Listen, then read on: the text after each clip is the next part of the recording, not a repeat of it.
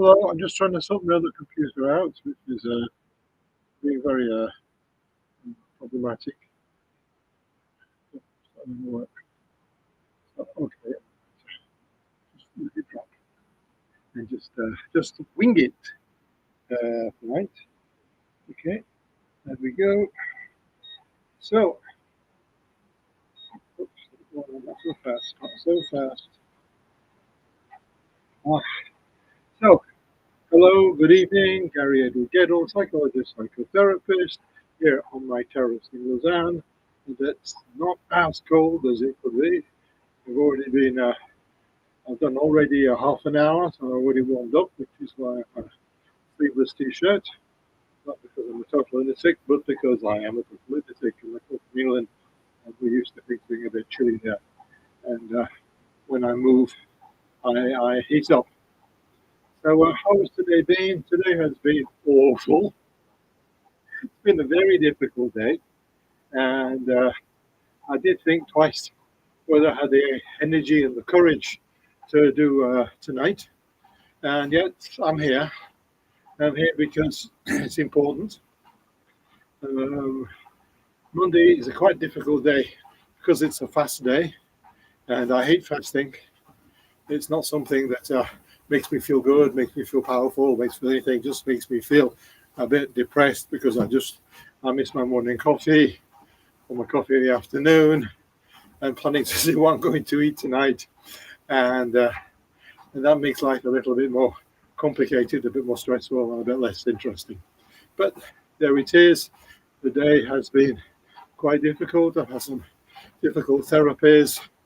I've had things to organise. Hello, good evening, and it's been tough. And what's really interesting is when you have something, you have a day that's tough, when you're not going forward, where you feel negative, where you feel weak, where you question yourself, is anything worthwhile what you're doing? And it's true, there's a lot of people that watch this YouTube channel. I would have hoped there would be a lot more by now. There isn't. And yet, I'm here and I'm doing it. Now, I'm doing it for many reasons. But one of the reasons, and this is the subjects of tonight, is guilt. Because if I wouldn't do it, I would feel guilty. And feeling guilty is one of the worst of the human experiences. You see, why is it one of the worst? There's many other things. I mean, embarrassed is a bit similar, but feeling guilty is very personal because you feel guilty, not that you are guilty. It's a totally different sort of functioning. To be guilty means that other people, with their value systems, with their laws, with their morals, with the ways of seeing things, they don't feel that the way you have acted, what you've done, what you've said has been appropriate, and therefore, on some level, you should be punished. And that is the way that every society works.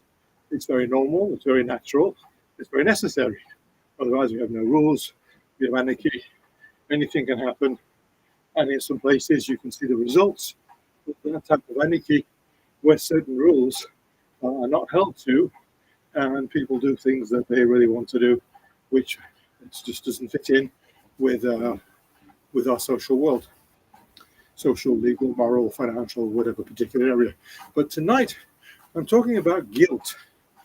Guilt, as in your own feeling of guilt. You feeling guilty.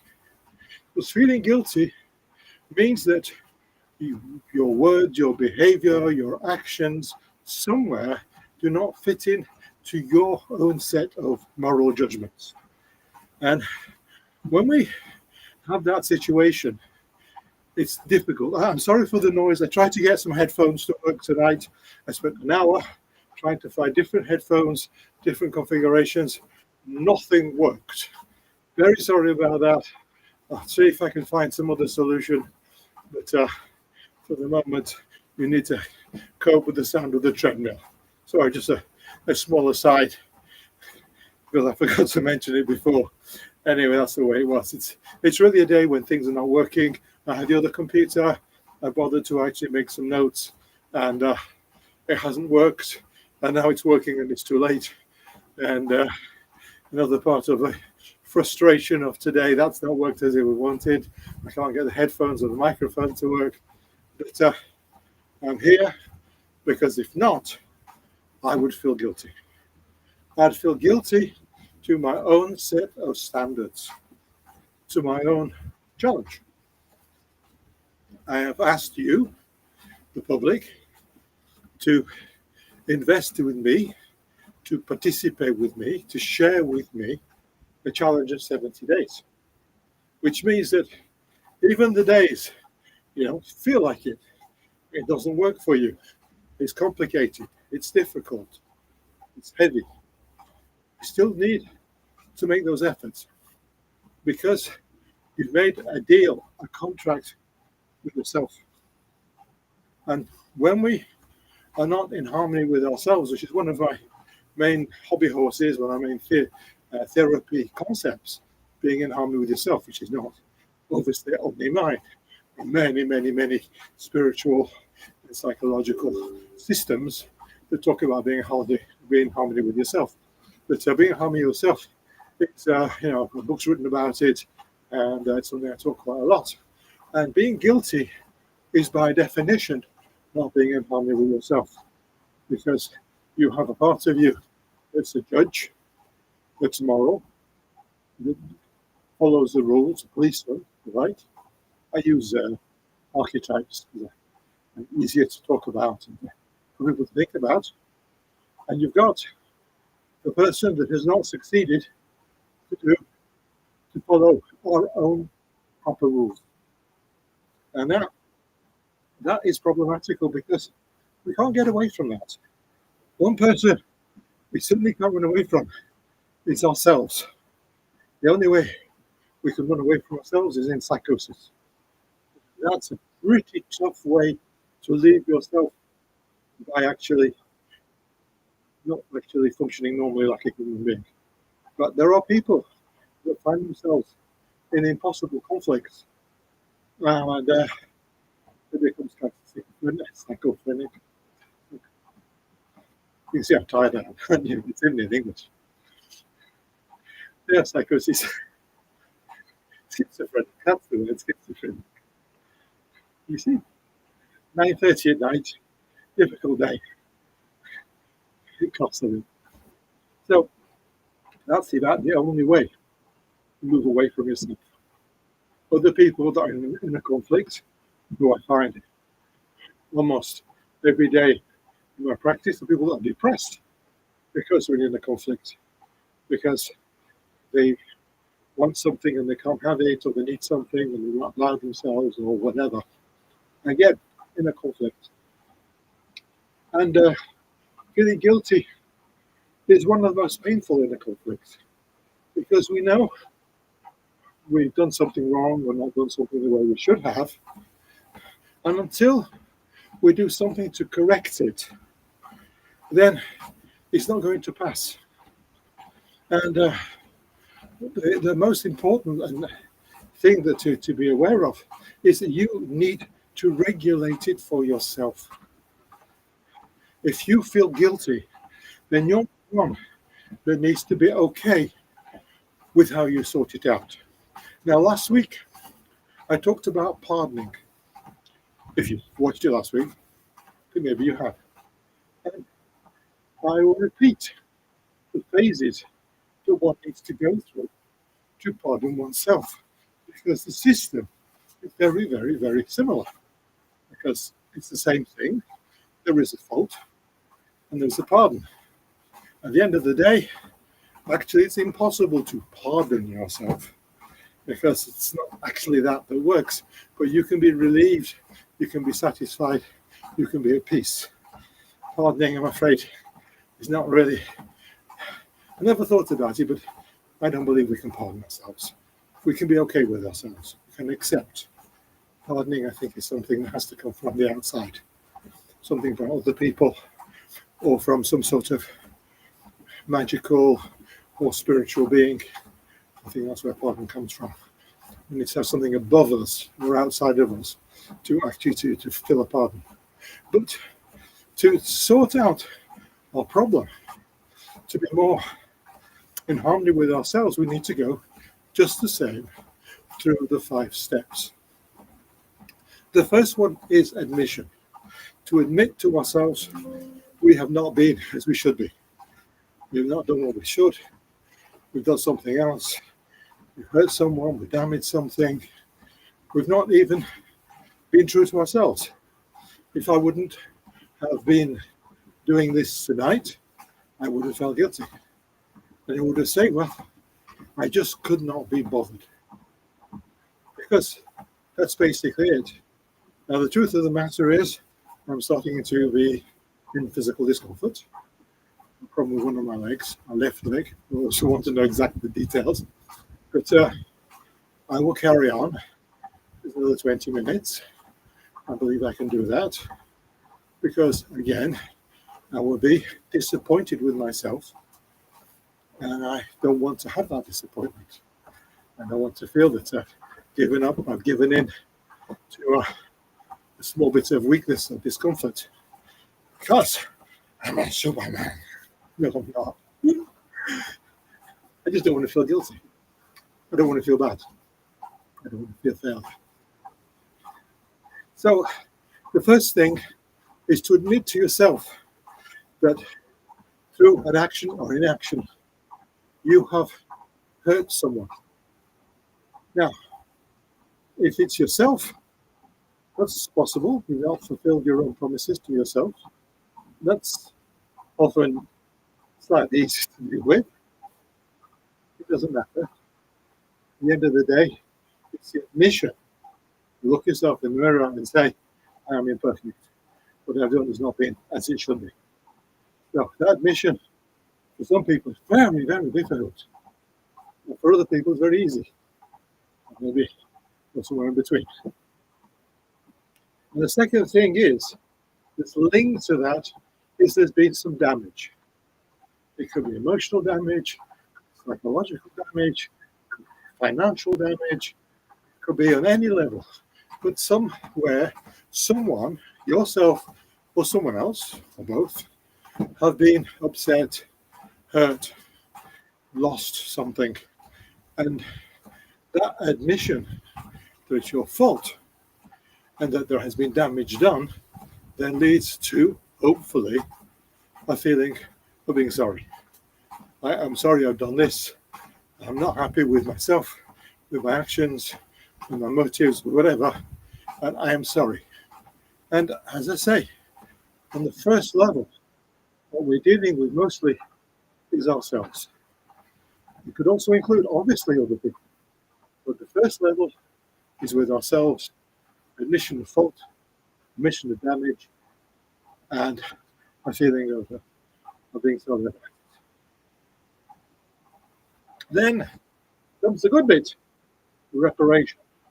Is there some way I can do something or say something on some level that can, even symbolically, repair the damage done? And that can make you feel better, because if you feel you're somehow in debt because you've done wrong and done damage, then to do reparation, then you can even up the score and remove the debt. And that can be actually feel very good when you know it's like you break something in the shop, how much do I owe you for breaking that? And the person says $5, 5 francs, £5. You pay that, finished. You might have been stupid, you might have had that accident, you might have even dropped it from shock or anger or whatever, but you paid for it. It's gone, it's finished. And then the final step of that is a promise not to repeat it. Of course, it's not to listen. Now, of course, this can happen in the real world, where the accident, the damage, the fault is something real, and it still works the same way. For instance, Well, I don't know, many years ago now, 15 years ago, maybe 15 years ago, I was backing out from in front of my house, and we have a very narrow, small road. And the way to get out is to go backwards. There were some kids playing where it meets the other road, and I got a bit distracted, and I bumped another car and damaged it. Now, I could say it's the fault of the kids, but kids have the right to be there. They weren't doing anything really stupid. I was allowed myself to be distracted.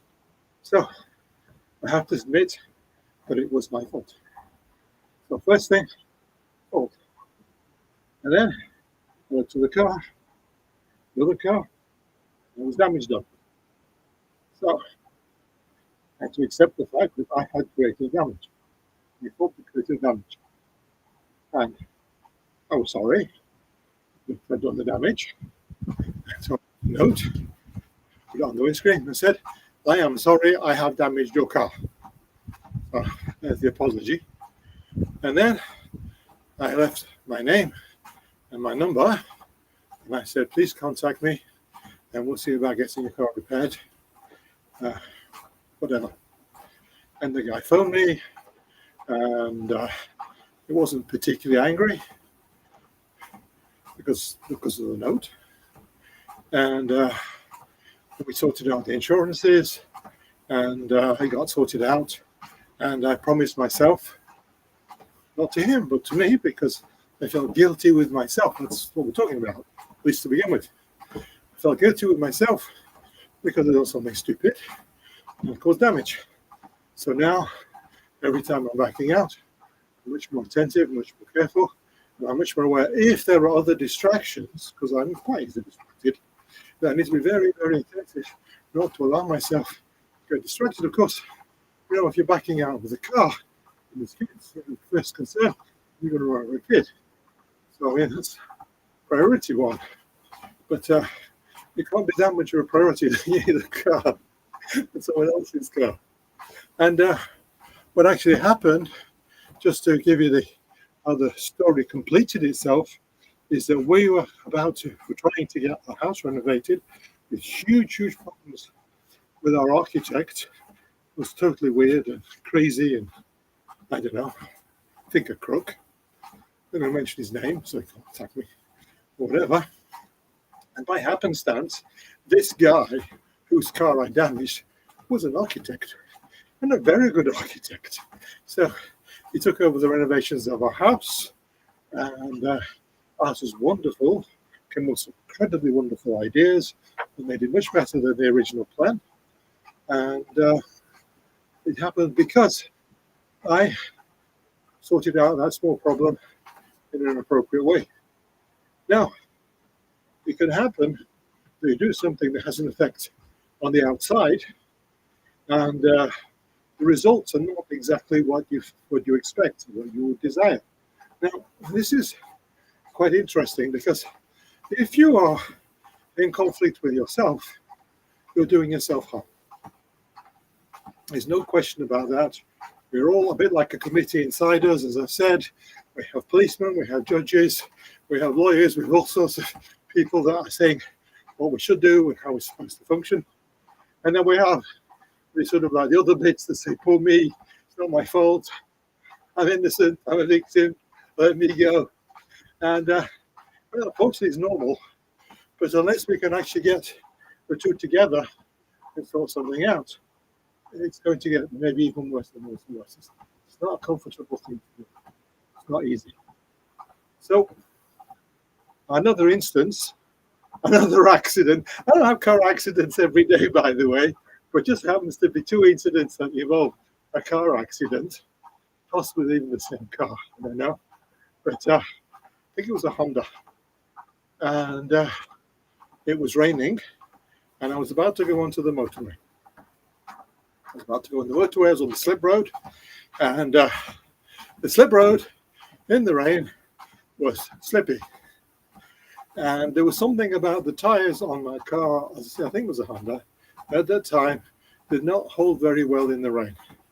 So there was some blockage going down. The cars in front of me stopped, halted, and I put my foot on the brake, and it was sliding.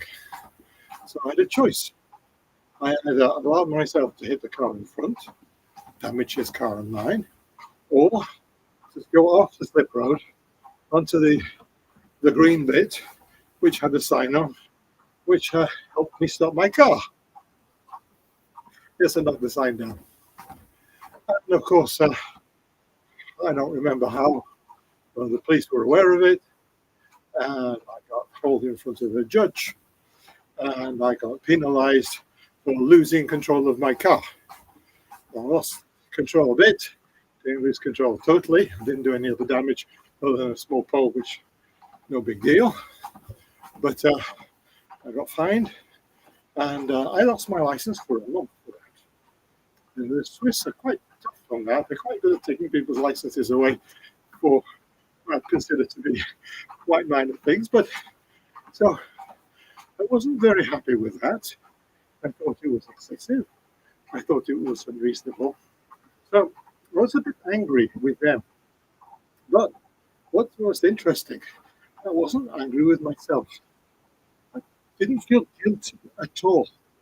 I felt actually I'd actually done something appropriate and had avoided hitting another car, colliding with another car, which could have damaged the car, plus it could have actually created some sort of damage for the person, a whiplash on the neck, things like that, which were all perfectly good. You know, I could have done much, much worse damage. So I wasn't at all feeling guilty for what happened. I was feeling very angry because I felt that the punishment was a bit excessive. That is much, much healthier for a human being to live with. When you feel that they've been abused a bit, and the anger goes outside, because that way you have no conflict on the inside.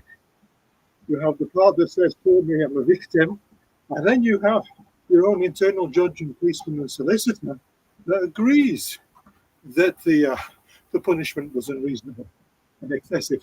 And in that situation, you can be okay. You can minge, you can complain, you can say it's not fair, but and of course you could always attack the judgment. But for that, which wasn't an enormous amount of money, and in Switzerland, if you lose your license, you actually have something like 6 months or something like that to decide when you're going to leave your license in. And so I organised it for a month when I was more likely to need my license. And so the time passed very quickly. Unfortunately, you have to pay money to get them back. So I think it's insult to injury. But as I say, what is important all that is being in harmony with oneself. Now, of course, if what you do affects other people, it's going to be much more complicated because you need to go to them, and then you're going to pay the judge to choose to be pardon you or not. They get angry with you, they were upset. So, you know, on that moment, then you go through this whole process of asking pardon to them or other people. But of course, life doesn't have to sit as that. Because maybe you've acted alone. You and you've hurt one other person in a simple situation. Maybe you were part of the group, but you were sort of the leader of the group. So that puts a lot of responsibility on you. If you've done harm, a lot of guilt on you. Or maybe even feeling guilty because you've led others astray to be doing something that they shouldn't be doing. So you really need to level the field, pay your dues, get it sorted out. On the other hand, maybe you are part of a group and you have been led astray by someone else. So your level of fault is actually diluted. So it becomes much more complicated. There's nothing that's sort of black and white and simple and straightforward in life. Life is multifactorial. Life is complicated. People are complicated. It's not at all easy. So, and then you have the other situation is that have you damaged property, aspirations, desires, somebody's life, you've hurt somebody and they're crippled or damaged because of it. That's a huge feeling of guilt. Uh, interesting thing that's just come to mind is that I think most of you have heard that in the Jewish religion, they have this concept of an eye for an eye and a life for a life. And most people have no idea what it really means. They feel that if you blinded someone, you should be blinded. And if you killed somebody, then you should be killed. It's not the way it works. It's not the way it's being thought through. What is being thought through is if you do a certain damage to someone, then you repair that damage. If you blind someone, you become their eyes. If you kill someone, you then become responsible for their family. That's your life that gets taken. Your life is not killed. Your life is used to the benefit of the other ones to balance. And that way, even if you have done something unacceptable, even terrible, that particular law will allow you to pay back, to sort out your debt. And even in those sort of circumstances, if you feel that you have done something and you've been suitably punished, chastised, or penalized in some way, once you've actually, as they say with the people who've been to prison, paid your debts to society, once that is paid, then you should be able to go back to your normal life.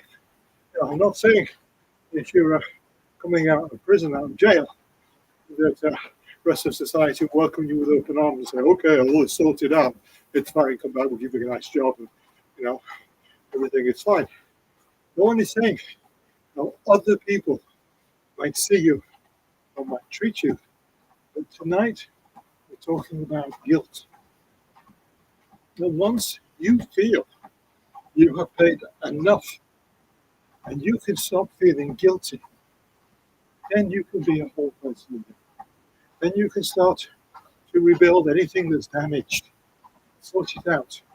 Even if you start off on quite a low level, even if you've lost a lot, it doesn't matter. My father, God rest his soul, went bankrupt more than once. But he always paid his debts. He never used the bankruptcy as a way not to pay his debts. It didn't fit his morale. It didn't fit his sense of justice. He didn't function that way. He was not satisfied. He couldn't look himself in the mirror until he had paid all the debts that he had created. Even though the bankruptcy would have allowed him to escape them, couldn't do it. Felt too guilty. And so, even often starting from almost nothing, he'd rebuild and rebuild and rebuild. But part of that rebuilding was to rebuilding his own self-image, his own name. My father had an incredibly good name because he always, eventually paid all his debts. He didn't like partying. He wasn't very good with that. But when things became important and pushing him to church, he could not live with any guilt. He could not live when his self-image would be tainted by not living up to his own standards. So that's what I leave you with. Your own standards, your own way of dealing with life. And be good with yourselves. Keep going. I've managed, even with an awful day and with a painful leg, to reach the end of this. I've managed to walk my 4 kilometers, which is, what's that, 2.5 miles, something like that, which is been quite a slog today, I could admit it. But keep in there, keep slogging, keep going forward. I know you can do this. We can do this together. So, well done you, well done me. And I'll see you again tomorrow at the same time. Wish you well. Well done. And bye for now.